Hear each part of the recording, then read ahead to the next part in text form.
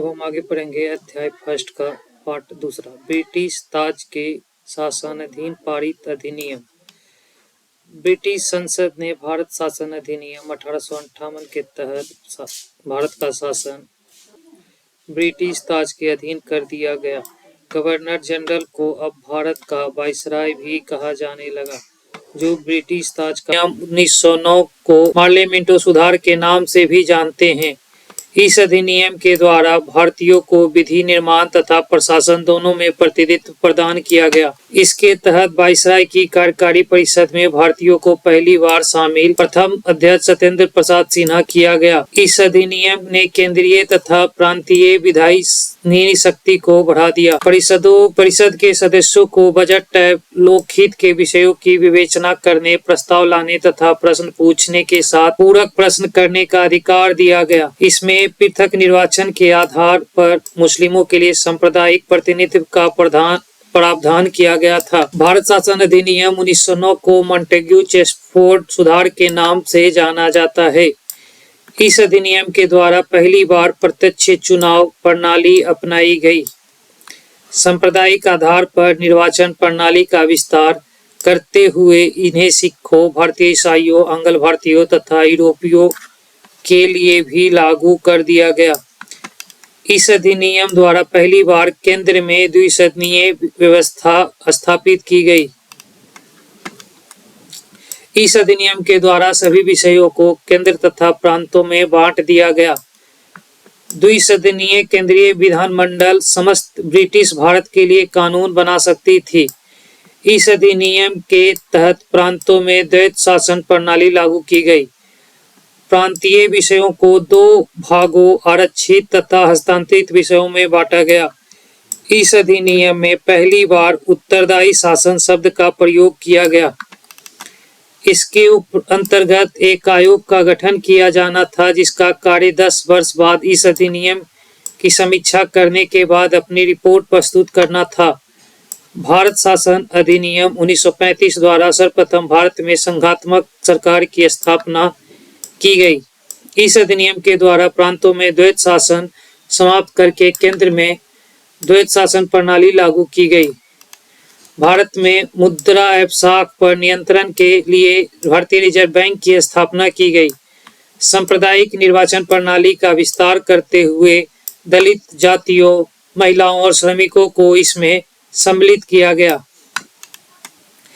इस अधिनियम के तहत वर्ष 1937 में संघीय न्यायालय की स्थापना की गई। इस अधिनियम द्वारा बर्मा को ब्रिटिश भारत से अलग कर दिया गया तथा दो नए प्रांतों सिंध और उड़ीसा का निर्माण हुआ। इसके तहत कुछ प्रांतों में द्विसदनात्मक व्यवस्था की गई।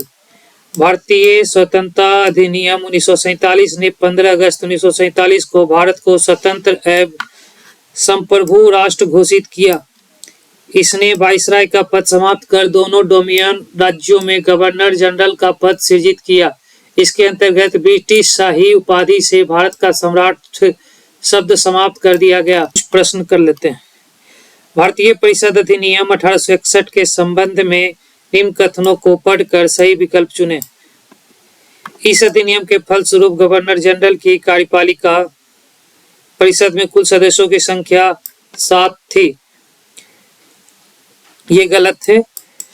विधि निर्माण के लिए अतिरिक्त सदस्यों की संख्या कम से कम 6 और अधिक से अधिक 12 कर दी गई।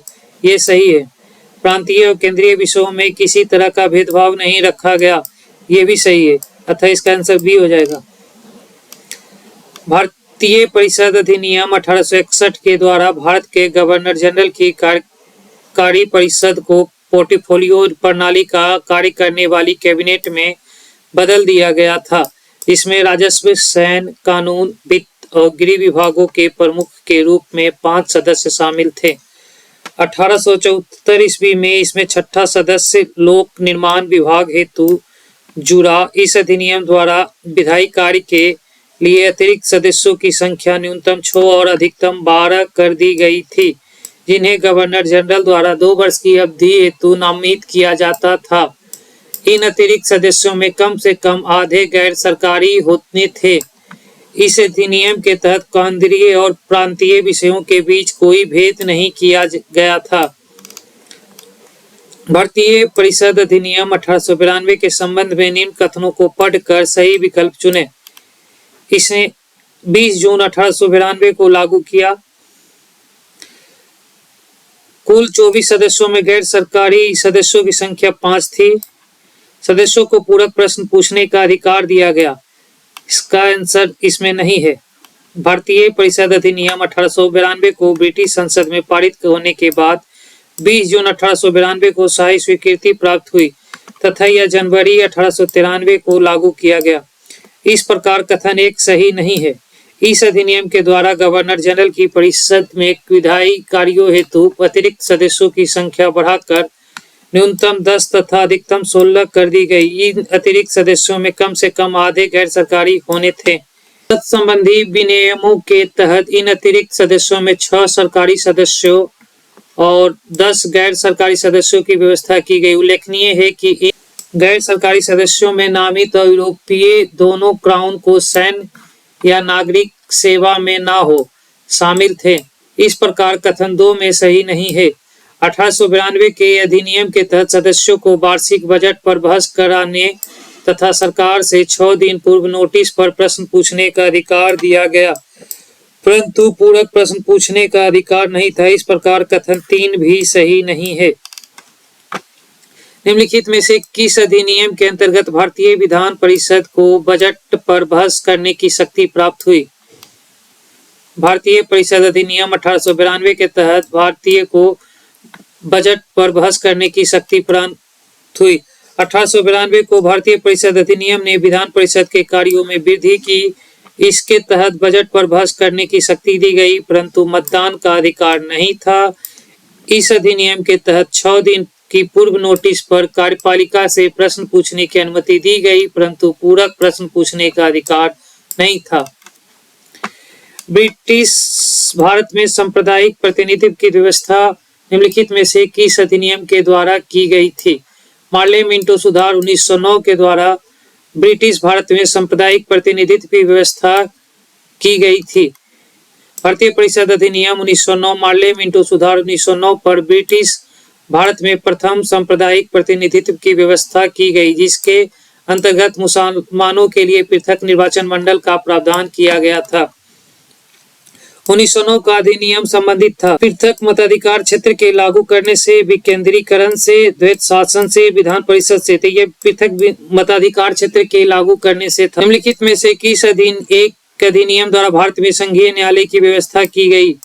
भारत परिषद अधिनियम 1861, भारत सरकार अधिनियम 1909, भारत सरकार अधिनियम 1919। उपयुक्त में से कोई नहीं। तो उपयुक्त में से कोई नहीं। भारत में संघीय न्यायालय की स्थापना 1 अक्टूबर 1937 को भारत सरकार अधिनियम 1935 के अंतर्गत की गई थी। इसके प्रथम मुख्य न्यायाधीश सर मॉरिसस गवेयर थे। उपयुक्त दिए गए विकल्पों में भारत सरकार अधिनियम 1935 नहीं होने के कारण विकल्प डी सही उत्तर है। इनमें से कोई नहीं। भारत का संघीय न्यायालय निम्नलिखित में से किस वर्ष में स्थापित किया गया था? 1937 में। भारत केंद्र में द्वैत शासन किस अधिनियम के अंतर्गत स्थापित किया गया था? भारत सरकार अधिनियम 1935 द्वारा केंद्र में द्वैत शासन स्थापित किया गया था। भारत सरकार अधिनियम 1935 के अंतर्गत केंद्र में द्वैत शासन एक नए अखिल भारतीय संघ भारत संघ फेडरेशन ऑफ इंडिया के नाम से की गई स्थापना तथा प्रांतों में द्वैत शासन व्यवस्था को समाप्त करने का प्रावधान किया गया। प्रांतों में द्वैत शासन का उपबंध 1919 के अधिनियम द्वारा किया गया था। केंद्र में द्वैत शासन के तहत संघीय विषयों को 2 भागों में बांटा गया था, आरक्षित रिजर्व और हस्तांतरित विषय ट्रांसफर्ड सब्जेक्ट्स। निम्नलिखित में से किस अधिनियम ने केंद्र में द्वैत शासन प्रणाली को स्थापित किया? भारत सरकार अधिनियम 1935। 1919 के भारत शासन अधिनियम की निम्नलिखित में से कौन सी प्रमुख विशेषताएं हैं? निम्नलिखित कूटों के आधार पर सही उत्तर चुनिए। प्रांतों की कार्यकारी सरकार में द्वैत शासन की व्यवस्था की गई, ये सही है। मुसलमानों के लिए पृथक सांप्रदायिक निर्वाचन मंडलों की व्यवस्था की गई है, 1909 में की गई थी, 1919 में नहीं, इसलिए यह गलत है। और केंद्र द्वारा प्रांतों को विधायी शक्तियों का हस्तांतरण हुआ, ये भी सही है। इसका आंसर सी हो जाएगा। 1 और 3। भारत शासन अधिनियम 1919 ब्रिटिश संसद के द्वारा पारित अधिनियम था।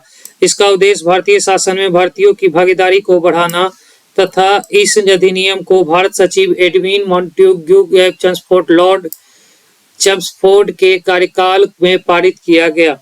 इस अधिनियम के द्वारा राज्यों में द्वैत शासन की स्थापना की गई, जिसके तहत प्रत्येक राज्य के प्रशासनिक विषयों को 2 श्रेणियों में बांटा गया, आरक्षित एवं हस्तांतरित। आरक्षित विषय प्रांतीय गवर्नर एवं उसकी कार्यकारी परिषद के तहत रखे गए, जबकि हस्तांतरित विषयों पर उत्तरदायित्व प्रांतीय विधायिका के प्रति उत्तरदायित्व मंत्रियों को सौंपा गया था। साथ ही केंद्र और प्रांतों के मध्य की शक्तियों का बंटवारा संघीय प्रांतीय विषयों के रूप में किया गया। जहां तक मुसलमानों के लिए पृथक सांप्रदायिक निर्वाचन व्यवस्था का प्रश्न है तो यह प्रावधान 1909 के अधिनियम में ही कर दिया गया था। 1919 के अधिनियम में यह व्यवस्था न केवल जारी रही बल्कि इसे सिखों, यूरोपियों, भारतीय ईसाइयों और एंग्लो इंडियन के लिए भी विस्तारित किया गया। भारतीय इतिहास के संबंध में द्वैत शासन डाक आर्की सिद्धांत किसे निर्दिष्ट करता है? केंद्रीय विधान का 2 सदनों में विभाजन, 2 सरकारों अर्थात केंद्रीय और राज्य सरकारों का शुरू किया जाना, 2 शासक समुच्चय, एक लंदन में और दूसरी दिल्ली में होना, प्रांतों में प्रायोजित विषयों का 2 प्रवर्गों में विभाजन। इसका आंसर प्रांतों में प्रायोजित विषयों का 2 प्रवर्गों में विभाजन डी। भारत सरकार अधिनियम 1919 में प्रांतीय सरकार के कार्य आरक्षित, रिजर्व और आंतरिक ट्रांसफार्मर विषयों के अंतर्गत बांटे गए थे। निम्नलिखित में से कौन से आरक्षित विषय माने गए थे? न्याय प्रशासन, भू राजस्व और पुलिस। इसका आंसर सी हो जाएगा। भारत सरकार अधिनियम 1919 की एक प्रमुख विशेषता प्रांतों में द्वैत शासन की स्थापना थी। इस प्रणाली के तहत प्रांतीय सरकार के कार्यों को 2 भागों आरक्षित तथा आंतरिक या हस्तांतरित में विभक्त किया गया। आरक्षित विषयों के अंतर्गत न्याय प्रशासन, भू राजस्व, वित्त, पुलिस, सिंचाई आदि को रखा गया, जबकि हस्तांतरित विषयों के तहत स्थानीय स्वशासन, शिक्षा, स्वास्थ्य, कृषि को रखा गया। आरक्षित विषय प्रांतीय गवर्नर एवं उसकी कार्यकारी परिषद के तहत रखे गए, जबकि हस्तांतरित विषयों का उत्तरदायित्व प्रांतीय विधायिका के प्रति उत्तरदायित्व मंत्रियों को सौंपा गया। किस अधिनियम के प्रांतों में द्वैत शासन प्रणाली की स्थापना की गई? 1935 का भारत सरकार अधिनियम, 1919 का भारत सरकार अधिनियम, 1861 का भारत परिषद अधिनियम, 1909 का पार्लियामेंट सुधार। तो 1919 का भारत सरकार अधिनियम में द्वैत शासन प्रणाली की शुरुआत की गई थी। भारतीय विधान पालिका प्रथम बार द्विसदनीय बनाई गई 1919 के भारत सरकार अधिनियम द्वारा। 1919 के भारत सरकार अधिनियम द्वारा केंद्र में द्विसदनीय विधान पालिका की स्थापना की गई। ऊपरी सदन राज्य परिषद काउंसिल ऑफ स्टेट अवधि प्रथम बैठक से 5 वर्ष कहलाता था। इस अधिनियम की धारा 18 के तहत इसके 60 सदस्यों में अधिकतम 20 सदस्य सरकारी हो सकते थे। निचला सदन केंद्रीय विधानसभा सेंट्रल लेजिस्लेटिव असेंबली अवधि प्रथम बैठक से 3 वर्ष कहलाता था। भारत सरकार अधिनियम 1919 की धारा 19 के तहत इसमें मूलतः 140 सदस्यों का प्रावधान था, जिसमें से 100 निर्वाचित तथा 40 मनोनीत, जिनमें से अधिकतम 26 सरकारी होने थे। ज्ञातव्य है कि 1919 के अधिनियम के क्रियान्वयन हेतु बने नियमों के तहत राज्य परिषद के 16 सदस्यों में से 33 के निर्वाचित तथा शेष 27 के मनोनीत होने का प्रावधान किया गया, जबकि केंद्रीय विधानसभा के सदस्यों की संख्या बढ़ाकर पहले 143, 102 निर्वाचित और 41 मनोनीत तथा फिर 145, 104 निर्वाचित तथा प्लस 41 मनोनीत कर दी गई। उल्लेखनीय है कि दोनों सदनों में मनोनीत सदस्यों में एक बार से निर्वाचित होने वाले सदस्य भी होते थे, जिन्हें गवर्नर जनरल मनोनीत करता था। बरार से मनोनीत होने वाले सदस्य के निर्वाचित होने के कारण उनके अनेक उल्लेखों में से उसे निर्वाचित सदस्यों की संख्या में शामिल कर दिया गया है। केंद्र में कौन सा एक्ट द्विसदनीय विधायिका लाया? 1919 का एक्ट। निम्नलिखित कथनों पर विचार कीजिए। 1929 के मॉन्टेग्यू चम्सफोर्ड सुधार में 21 वर्ष की अधिक आयु की सभी महिलाओं के लिए मताधिकार की संस्तुति की गई। और 1935 के गवर्नमेंट ऑफ इंडिया में विधानमंडलों में महिलाओं के लिए आरक्षित स्थानों का प्रावधान किया गया। इसमें केवल 2 सिक्के 1935 में गवर्नर ऑफ इंडिया एक्ट में विधानमंडलों की महिलाओं के लिए आरक्षित स्थानों पर प्रावधान किया गया था। मॉन्टेग्यू चेम्सफोर्ड सुधारों के रूप में अभिहित भारत सरकार अधिनियम 1919 द्वारा महिलाओं के मताधिकार प्रदान किया गया था, परंतु यह सीमित वर्गों की महिलाओं के लिए ही था और सभी महिलाओं के लिए वयस्क मताधिकारों पर आधारित नहीं था। इस प्रकार कथन एक सही नहीं है। 1935 के भारत सरकार अधिनियम द्वारा सांप्रदायिक निर्वाचन प्रणाली का विस्तार करते हुए दलित वर्गों, महिलाओं और श्रमिकों के लिए पृथक निर्वाचक मंडलों का प्रावधान करते हुए विधानमंडल में स्थान आरक्षित किए गए थे। इस प्रकार कथन 2 सही है।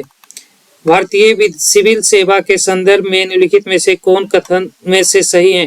भारत सरकार अधिनियम 1919 में भारतीय सिविल सेवा के लिए एक अलग परीक्षा का प्रावधान किया गया जो भारत में होनी थी, ये सही है। और भारतीय सिविल सेवा में 1941 में भारतीयों का प्रतिशत यूरोपवासियों से अधिक था, ये भी सही है। भारत में आधुनिक मेरिट आधारित सिविल सेवा ICS का प्रारंभ 1854 में लंदन में सिविल सेवा आयोग की स्थापना से हुआ था।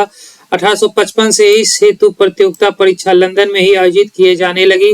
भारतीयों की लगातार मांग के बावजूद यह परीक्षा भारत में न होकर लंदन में ही होती रही। अंततः भारत सरकार अधिनियम 1919 के प्रावधानों के अनुरूप 1922 से IPS की परीक्षा भारत में भी होनी आरंभ हुई, पहले इलाहाबाद में तथा बाद में दिल्ली में। 1930 के दशक के अंत तक यूरोपवासियों की उपलब्धता भारतीय सिविल सेवा में कम होती गई तथा इस सेवा में 1941 तक स्पष्ट रूप से भारतीयों को प्रतिशत यूरोपवासियों से अधिक हो चुका था। निम्नलिखित में से किस अधिनियम द्वारा 120 सदस्यों वाला चेंबर ऑफ प्रिसेंज की व्यवस्था की गई? 1919 का अधिनियम। वर्ष 1919 के भारत शासन अधिनियम की ब्रिटिश शाही स्वीकृति मिलने के साथ 23 दिसंबर 1919 की ब्रिटिश किंग जॉर्ज पंचम की उद्घोषणा के माध्यम से भारतीय रियासतों के लिए 120 सदस्यों वाले चैम्बर ऑफ प्रिसेंज नरेंद्र मंडल की व्यवस्था की गई थी। यह उद्घाटन फरवरी 1921 में किया गया था। केंद्रीय विधानसभा का निम्नलिखित में से कौन से निर्वाचन भारत शासन अधिनियम 1919 के तहत हुए हैं? 1926 और 1945। Answer C. प्रश्नगत वर्षों में से वर्ष 1926 और 1945 का केंद्रीय विधानसभा का चुनाव भारत शासन अधिनियम 1919 के तहत हुआ। भारत शासन अधिनियम 1919 के अंतर्गत भारतीय विधायिका का अंतिम निर्वाचन किस वर्ष में आयोजित किया गया था? 1945। भारत शासन अधिनियम 1919 के अंतर्गत भारतीय विधायिका केंद्रीय विधानसभा के अंतर्गत निर्वाचन वर्ष 1945 में आयोजित किया गया था। राष्ट्रपति के अध्यादेश निर्गत करने की शक्ति प्रेरित है। भारत सरकार अधिनियम 1935 में। ब्रिटिश भारत में गवर्नर जनरल को 1861 के भारत परिषद अधिनियम से ही विधान परिषद की अनुमति के बिना अध्यादेश जारी करने की शक्ति प्राप्त थी। तथापि भारतीय संविधान में राष्ट्रपति के अध्यादेश निर्गत करने की शक्ति अनुच्छेद 123 भारत सरकार अधिनियम 1935 की धारा 42-43 से प्रेरित है। निम्नलिखित में से किस अधिनियम द्वारा संवैधानिक निरंकुशता का सिद्धांत प्रवृत्त किया गया? 1935 के भारत सरकार अधिनियम। संवैधानिक निरंकुशता का सिद्धांत भारत सरकार अधिनियम 1935 द्वारा प्रवृत्त किया गया। यह अधिनियम ब्रिटिश संसद द्वारा पारित सर्वाधिक विस्तृत अधिनियम था। साथ ही यह भारत के लिए तैयार संवैधानिक प्रस्ताव में सबसे जटिल दस्तावेज थे। इस अधिनियम में भारत संघ की स्थापना, संघीय न्यायपालिका, केंद्र और राज्यों में मध्य शक्तियों का विभाजन आदि की व्यवस्था की गई थी। भारत के संविधान में केंद्र और राज्यों के बीच किया गया शक्तियों का विभाजन इनमें से निम्नलिखित में से किस योजना पर आधारित है?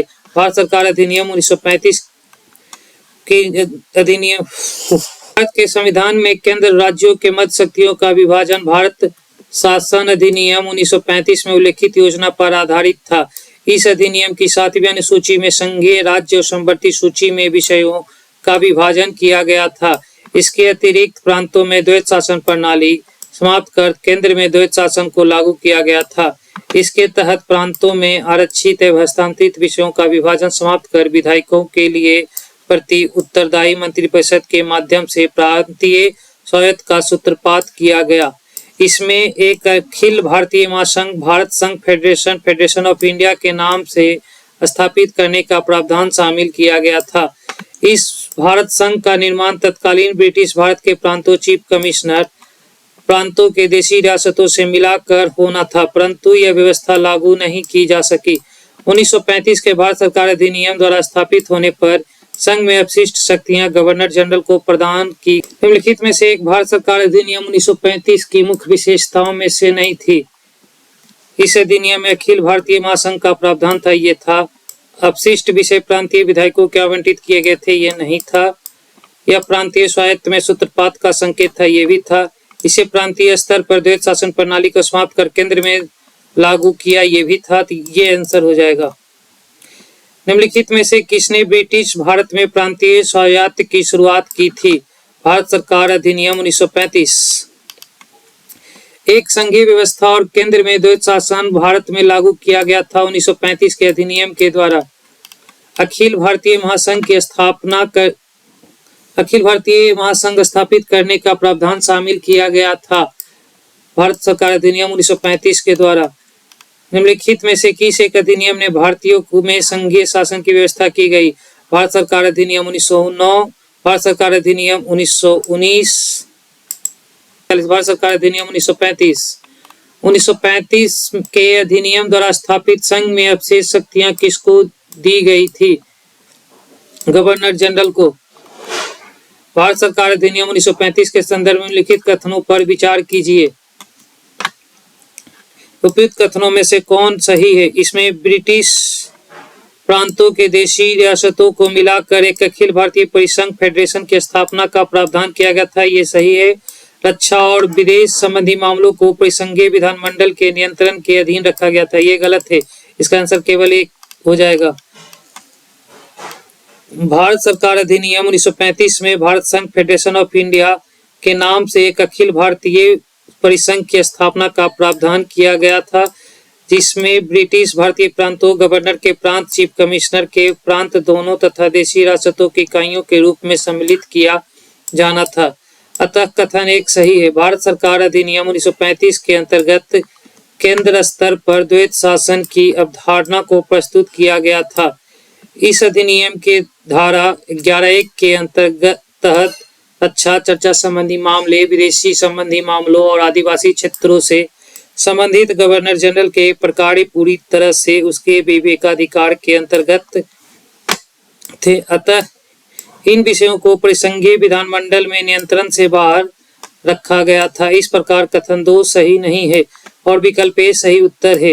हालांकि संघ राज्य संबंधों के संदर्भ में कथन 2 सही हो सकता है, क्योंकि रक्षा और विदेशी संबंधी मामलों के विषय में 1935 के अधिनियम के तहत परिसंघीय विधायी सूची फेडरेशन लेगेसी लिस्ट का हिस्सा थे और गवर्नर जनरल की परिसंघीय विधानमंडल का भाग था। जिस प्रकार भारत के राष्ट्रपति संसद का भाग होते हैं, इसी परिस्थिति में विकल्प सही। भारत शासन अधिनियम 1935 के तहत प्रस्तावित संघीय प्रणाली थी भारतीय संघ फेडरेशन ऑफ इंडिया। भारतीय शासन अधिनियम 1935 के तहत प्रस्तावित संघीय प्रणाली भारत संघ फेडरेशन ऑफ इंडिया थी, जिसका निर्माण तत्कालीन ब्रिटिश भारत के प्रांतों, चीफ कमिश्नर प्रांतों और देशी रियासतों से मिलाकर होना था। प्रस्तावित भारत संघ विद्युत स्तरीय होना था, जिनमें एक केंद्रीय कार्यपालिका और एक संसद तथा इसके नीचे प्रांत एवं रियासतों की सरकारों का प्रावधान था। मध्य प्रदेश लोक सेवा आयोग द्वारा इस प्रश्न का उत्तर अखिल भारतीय संघ ऑल फेडरेशन ऑफ इंडिया दिया गया था, जो कि सही नहीं है। निम्नलिखित में से कौन भारत सरकार अधिनियम 1935 की एक विशेषताओं में नहीं था? 1935 के अधिनियम का मूल्यांकन। भारत सरकार अधिनियम 1935 की विशेषताओं में भारत संघ के प्रस्ताव, गवर्नर जनरल की कार्यकारिणी परिषद का पुनर्गठन का प्रांतीय स्वायत्तता शामिल थे, परंतु इस अधिनियम के मूल्यांकन का प्रावधान इसमें नहीं था।